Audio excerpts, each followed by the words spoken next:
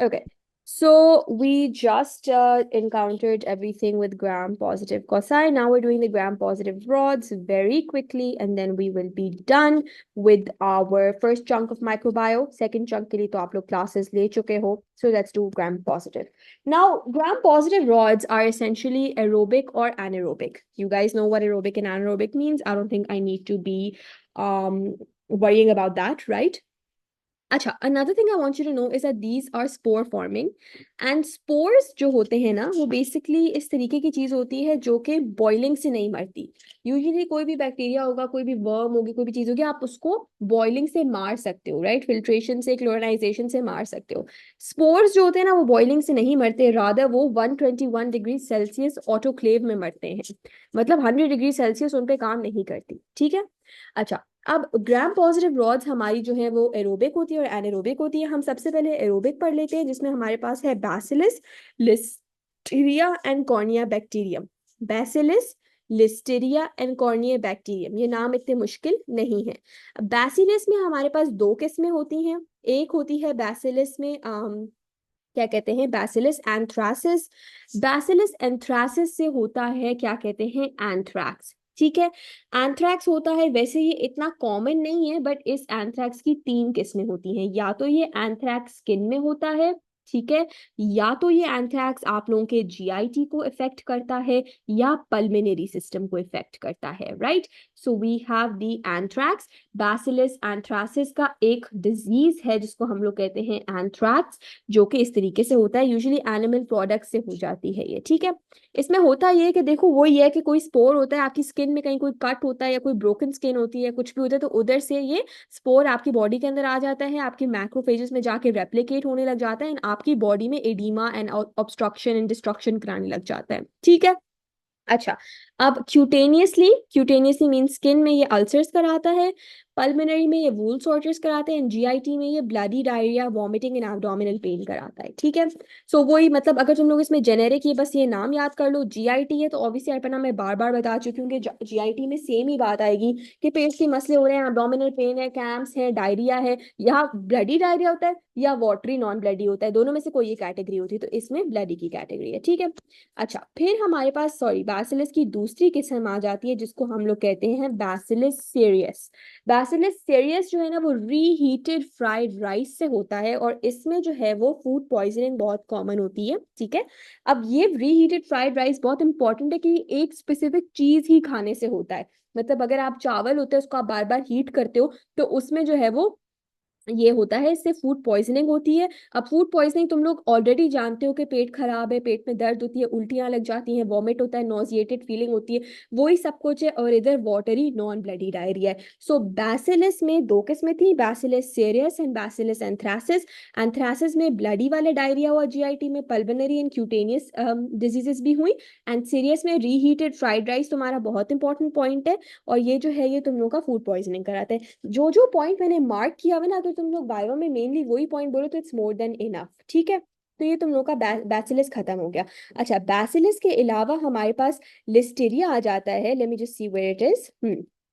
Listeria आ जाता है. लिस्टेरिया जो है वो मेनिंजाइटिस कराता है और गैस्ट्रोएंटराइटिस कराता है. और ये जो है ये जब आप फार्म एनिमल्स के साथ कांटेक्ट में होते हो, उनको बहुत ज़्यादा टच कर रहे होते हो या उनको आप ना जानते हुए भी कहीं उनकी कोई फीसिस पड़ी होगी तो उस पर कहीं हाथ लग जाएगा, तो उससे जो है आपको ये होता है. एंड देन आपके पास गार्डिनेला वेजिनाइलिस आ जाता है जिसका बस एक ही पॉइंट पता होना चाहिए कि आपके विजाइनल डिस्चार्ज ग्रे कलर्ड होता है एंड विफ टेस्ट होता है इसमें जिससे आप डिटेक्ट कर सकते हो. ठीक है. तो ये तुम्हारे एरोबिक वाले सारे हो गए. लिस्टेरिया हो गया, गार्डिनेला हो गया, दोनों के एक एक पॉइंट बस याद करना है. एंड देन जो तुम लोग का बैसिलस था वो थोड़ा डिटेल में करना था, तो वो मैंने तुम लोग को डिटेल में करा दिया. बैसिलस एंथ्रासिस जिसमें एंथ्रैक्स होता है, रेयर है लेकिन स्किन को, पल्मोनरी सिस्टम को एंड जीआईटी को इफेक्ट कर रहा है. एंड देन सीरियस जिसमें फूड पॉइजनिंग हो रही है रीहीटेड फ्राइड राइस की वजह से.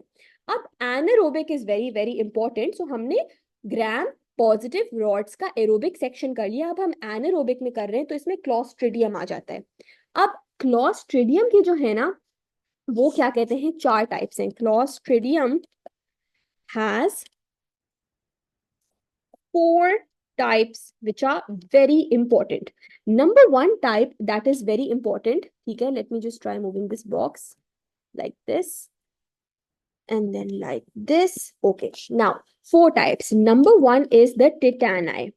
टिटाना में मेन पॉइंट है अर्पणा जोकर्स स्माइल, और इसको हम मेडिकली कहते हैं रीसिस सार्डोनिकस। रीसिस सार्डोनिकस, ठीक है। ये अगेन सॉइल के थ्रू ट्रांसमिट होते हैं। जो स्पोर्स होते हैं वो सॉइल के थ्रू आपकी स्किन के अंदर घुस जाते हैं और अगेन प्रोलिफरेट कर जाते हैं। सो टिटाना में just remember risus sardonicus. Please see the slides for this, this is important to see the slides for this, ठीक है। फिर हमारे पास आ जाता है botulism. Now botulism is the most toxic type. Again do refer to the slides for this. ये infant में भी हो सकता है, ये वूंड से भी हो सकता है, ये शहद खाने से, कैंड फूड से, सॉइल्स की वजह से हो जाता है। इसमें बहुत अगेन वही होता है, स्टमक में बहुत ज्यादा इश्यूज हो जाते हैं, ठीक है। फिर हमारे पास आ जाता है क्लॉस्ट्रिडियम पेर्फिजेंस। तो हमने एक बॉट्यूलिज्म कर लिया, एक टिटानाई कर लिया, और एक हमारे पास फिर आ जाता है पेर्फिजेंस, ठीक है। पेर्फिजेंस में जो है वो अगेन ये किधर होता है लोकेटेड, ये थोड़ा सा इंपॉर्टेंट है। तो it is located in the, एक सेकेंड होल्ड करो जी।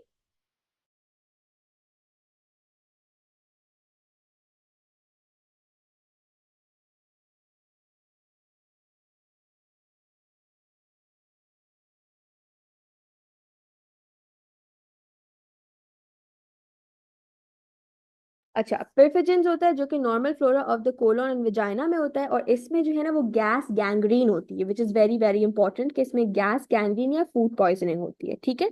तो परफेजेंस से क्या होता है, gas gangrene and food poisoning, जो कि बहुत इंपॉर्टेंट है। और ये किधर लोकेटेड होता है ये तुम लोगों ने इधर देख लिया, ठीक है। फाइनली तुम्हारा आ जाता है डिफिसिल, एंड डिफिसिल से होता है nosocomial diarrhoea, which is again very important to know, ठीक है। सो इससे क्या होता है, nosocomial diarrhoea, nosocomial diarrhoea from the difficile, ठीक है Arpana. So I am repeating to you that हमने क्या पढ़ा, हमने क्या कहते हैं, चार किस में पढ़ी, बॉट्यूलिज्म की, क्लॉस्ट्रिडियम की, सॉरी क्लॉस्ट्रिडियम में बॉट्यूलिज्म जो कि सबसे टॉक्सिक है, कैन फूड्स वगैरह से हो रहा है। फिर पेर्फिजेंस, फिर डिफिसिल जिसमें नोसोकोमियल डायरिया हो रहा है, एंड देन फिर हमारा क्या कहते हैं, टिटाना जिसमें जोकर स्माइल हो रही है, ठीक है। ये सारे स्पोर फॉर्मिंग थे, एंड नॉन स्पोर फॉर्मिंग में लिस्टेरिया आ गया एंड गार्डनेला वेजिनालिस आ गया, ठीक है। So there is that. अच्छा, उसके अलावा फिर हम लोगों ने स्टेरिलाइजेशन डिसइंफेक्शन पे मैंने थोड़ी सी बात की थी। There is really not much to it, just Google it, difference between sterilisation and disinfection, you should be fine. Just know what's resistant to what, so you can see that right here. And just know that sterilization happens from filtration, from radiations, from autoclaves. Sterilization सारी की सारी किस्म of जिंदगी को खत्म कर देता है, ठीक है। डिसइंफेक्शन जो है, it is the killing of the defence mechanism, ठीक है। स्टेरिलाइजेशन जो है वो सारी की सारी जिंदगी को खत्म कर देता है, मतलब sterilisation is much better than वो, सही है। फिर ग्राम नेगेटिव कौन सा आई था, उसमें तो बस दो ही थे, नेसेरिया मेनिनजाइटिस एंड गोनोरिया, वो मैंने करा दिया था नेक्स्ट क्लास में। और फिर ग्राम नेगेटिव रॉड्स थी, वो भी मैंने करा दी थी। उसमें lactose fermenting, non lactose fermenting पता होना चाहिए। कुछ इन द जीआईटी थी, कुछ आउटसाइड जीआईटी थी, कुछ रेस्पिरेटरी सिस्टम में थी, और कुछ तुम लोगों के जो है वो जूनोटिक थी। And that's about it. फिर माइकोप्लाज्मा है जो अगेन बहुत आसान है, उसमें एस्टेनोमाइकोसिस इजराइली और नॉर्कार्डिया है, ठीक है। एंड फिर तुम लोग का जो आ जाता है माइकोबैक्टीरियम, उसमें टीबी है, नाइट स्वेटिंग होती है टीबी में, डीडीटी वैक्सीन है टीबी में। टीबी के बस दो तीन चार इंपॉर्टेंट सिम्टम्स पता होने चाहिए, एसिड फास्ट बैसिलाई है, जेल नेल्सन स्टेन है, एंड एसपी मैंने करा दी थी तुम लोगों को। So I think that's about it for the bacteria.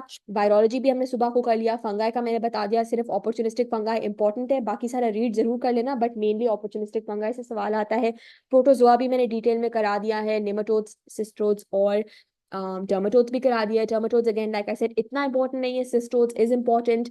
Nematodes intestinal वाले तो काफी इंपॉर्टेंट है, स्पेशली अस्कारिस लम्ब्रिकॉइड्स, बार बार मैं बोल रही हूँ, ascaris lumbricoid, liver hydatid cyst, very important for SP, ठीक है। gram positive and gram negative, very important for your BCQ, right?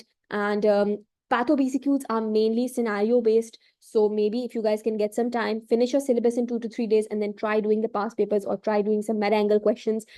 Even if you find them difficult, it's okay. They're just opening your mind, and look for the keywords. And जो जिस चीज की जो keywords है वो उधर ही note down कर लो. For example, एक का है राइस वाटर स्टूल्स, तो वो उधर ही नोट डाउन कर लो। जियार्डिया में हाइकर्स लिखा होगा या स्ट्रीम का वाटर हो लिखा हुआ होगा, ठीक है। एंटेमीबा हिस्टोलिटिका में जो है वो क्या कहते हैं, एंकोवीज पेस्ट के बारे में लिखा हुआ होगा, राइट, दैट्स वेरी इंपॉर्टेंट। फिर या लिवर के बारे में कुछ लिखा हुआ होगा, ठीक है। एक क्वेश्चन था कि लेफ्ट एक्सिला में बंदी को पता नहीं क्या क्या हो गया, एंड देन उधर बॉयल्स का लिखा हुआ था, तो उससे पता चल रहा था कि ये स्टेफ ऑरियस की बात कर रहा है, राइट। तो एक में कहीं लिखा होगा कोगुलेस पॉजिटिव है, तो फिर तुम्हें पता चल, सॉरी कैटलिस्ट प्रोड्यूसिंग है, तो तुम्हें पता चल जाएगा कि स्टेफ ऑरियस की बात हो रही है, राइट। तो इस तरीके से तुम लोग बेसिकली उसको देखो, फ्लोरा कौन सा कहाँ लोकेटेड है, नोज में कौन सा है, स्किन में कौन सा है, कोलॉन में कौन सा है, ये बहुत इंपॉर्टेंट है, इसको देख लेना। And I think that's all. Any questions here? This finishes the first chunk of your microbiome. Any questions at all? All the documents I have shared there, everything is on the group. So this is the first section. इसमें मैंने आज तुम लोगों को क्या करा दिया, I'm repeating, chlamydia rickettsia करा दिया, तुम्हें सारा का सारा ग्राम पॉजिटिव करा दिया। फिर जो अगली क्लासेस है उनमें मैंने ग्राम नेगेटिव कराया था, वो सारा रिकॉर्डेड था। एंड देन ग्राम नेगेटिव के बाद मैंने ग्राम नेगेटिव माइकोप्लाज्मा माइकोबैक्टीरियम साथ साथ कराया था। उसके बाद मैंने प्रोटोजोआ की एक क्लास ली थी, और फिर एक आखिरी क्लास निमेटोड्स की ली थी, और फिर वायरोलॉजी और फंगाई उसमें बताया था। तो दैट कंप्लीट्स एवरीथिंग, ठीक है।